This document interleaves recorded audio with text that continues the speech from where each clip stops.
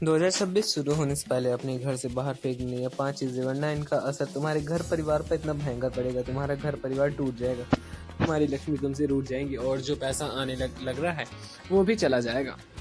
कलेश देना पड़ेगा। वह 5 चीजें कौन सी हैं जिसे तुम्हारे घर से बाहर निकालना? आज की वीडियो एक बात अच्छे से समझाइए। अगर तुम भी चाहते हो साल 2026 उम्मीद से भरा हो, सपनों के पूरा करने वाला हो और 2026 में तुम्हारे पास पैसा ही पैसा हो, तो इस वीडियो को बिल्कुल अंत तक जरूर देख लेना। तुम्हारा सपना जरूर पूरा होगा। काफी समय से आपके घर में खुशखबरी नहीं आई है। आज की वीडियो पूरी सच्चाई के साथ होगी। वीडियो में कमेंट करके कमेंट बॉक्स में जय माता लक्ष्मी अवश्य लिख दीजिएगा। अब इनमें से कुछ चीजें हैं जिनको बाहर फेंकने और निकालने का भी एक महत्व है, क्योंकि आप इन्हें इस तरह नहीं लाए थे अपने घर में कि ये शुभ चीजें अब इनकी अच्छी शुभ चीजें की तरह अपने घर में लेकर आए। इनके अंदर दिव्य और देवताओं का गुण निहित होता है। इस वजह से आपके इन्हें अपने घर से निकालना और स्थिति का उनका विसर्जन करना।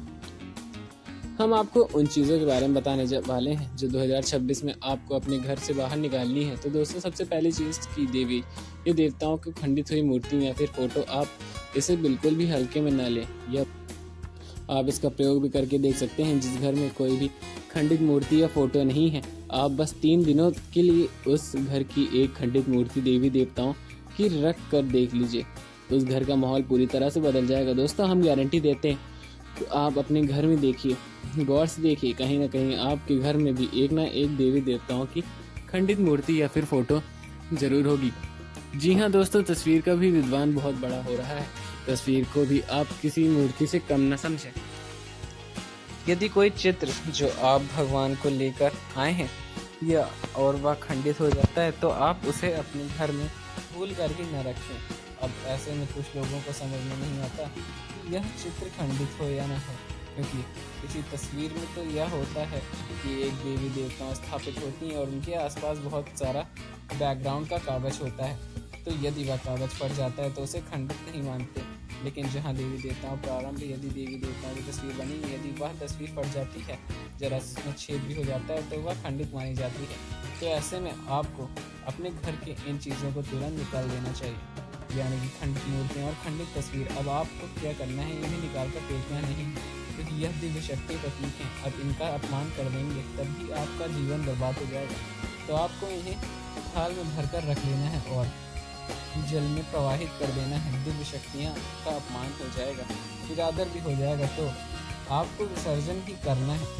तो आप इंतज़ार करें, समय निकालें और चुन कर अपने घर से जो भी खंडित मूर्तियाँ हैं, फोटो हैं, तस्वीर हैं भगवान की, उन्हें एक जगह एकत्रित कर लें और बहते हुए जल में प्रवाहित कर लें। दोस्तों, हम आपको गारंटी देते हैं कि आप इस काम को आज करिए और कल से ही आप इसका अंतर अपने जीवन को महसूस करिए। दोस्तों, आपके घर का माहौल बहुत ही तेजी से चमत्कारी बनने लगेगा। चित्र हो या तस्वीर जिसमें कि युद्ध लड़ा जा रहा हो। जी हाँ दोस्तों, युद्ध लड़ते हुए समय भी कोई भी तस्वीर भी चित्र न लगवाएं। आपको अपने घर में नहीं रखना है। भगवान नटराज की मूर्ति आपको अपने घर में नहीं लाना है। ताजमहल चित्र आपको जीवन में भी नहीं रखना चाहिए, क्योंकि कुछ और भी चीज़ें हैं चित्र के मामले में, जैसे कि कई समाधि या दरगाह, किसी भी कब्र या कांटेदार पौधों का चित्र भी अपने घर में नहीं लगाना चाहिए। इनके बुरे प्रभाव होते हैं। और दोस्तों, हम आपको बता दें कि इनके प्रभाव आपके मन से जुड़ जाते हैं। जी हाँ दोस्तों, यह आपकी धन की हानि नहीं कराएंगे, लेकिन यह आपका मन खराब जरूर कर देंगे। इनकी वजह से आपके लोग मन में समाहित हो जाएंगे। भगवान का वह रौद्र रूप देखने को मिलेगा, क्रोध का स्वरूप देखने को मिलेगा। जो आप उस मूर्ति को अपने घर में रखेंगे तो निश्चित तौर पर आपको अपने जीवन में आपके मन में क्रोध उत्पन्न होता रहेगा। क्योंकि दोस्तों, हम जैसी चीज़ें अपनी आंखों में सामने देखते हैं, जैसी चीज़ें अपने आसपास रखते हैं, उससे वैसे ही इसका ही निकलती है। और अखंड ज्योति जलाते हैं, तो ये ज्योति जलाने का क्या मकसद होता है? ज्योति जलाने का मकसद यही है कि जो ज्योति यानी दीपक की जो ज्योति है वह शुद्ध सकारात्मक ऊर्जा का प्रतीक है। तो उसके अंदर से जो ऊर्जा निकल रही होती है वह पूरे घर को या पूरे मंदिर से सकारात्मक ऊर्जा से भर रही होती है। तो बस यही होता है चीज़ों का प्रमाण। आप इन बातों को हमारे कहने से एक बार मान कर देख लीजिए। आप घर में आप तलाशी और ढूंढिए, अगर आपको यह चीज़ें मिले तो आप इन्हें बाहर निकाल कर देखिए।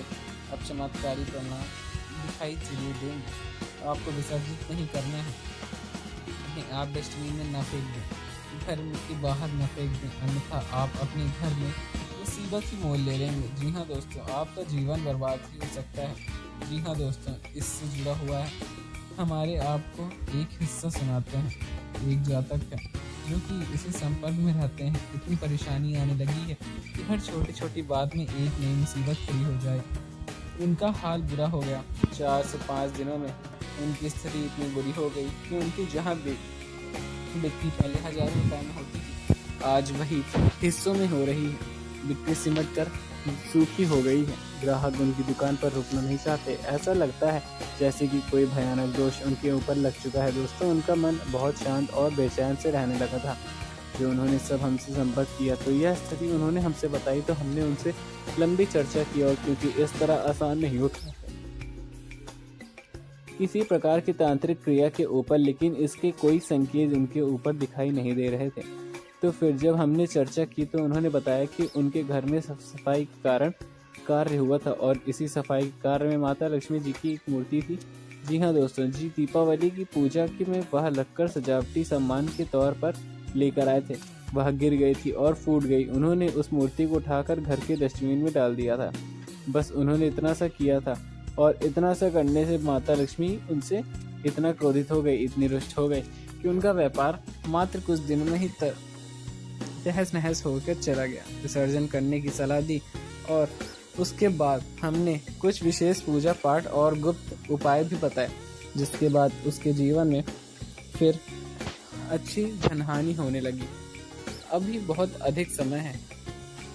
एक इतना सारा जीवन में अव्यवस्था जो गई है, जो समझिए कि कितना बुरा प्रभाव भी हो सकता है। जिन चीज़ों का संबंध दिव्य शक्ति से होता है, जिन्हें आपको सही तरीके से विसर्जित करना होगा, अन्यथा इसका कोई भी उपचार नहीं मिलेगा। मिलते हैं आपको अगली वीडियो में, तब तक के लिए धन्यवाद। जय श्री राम, जय बजरंग बली।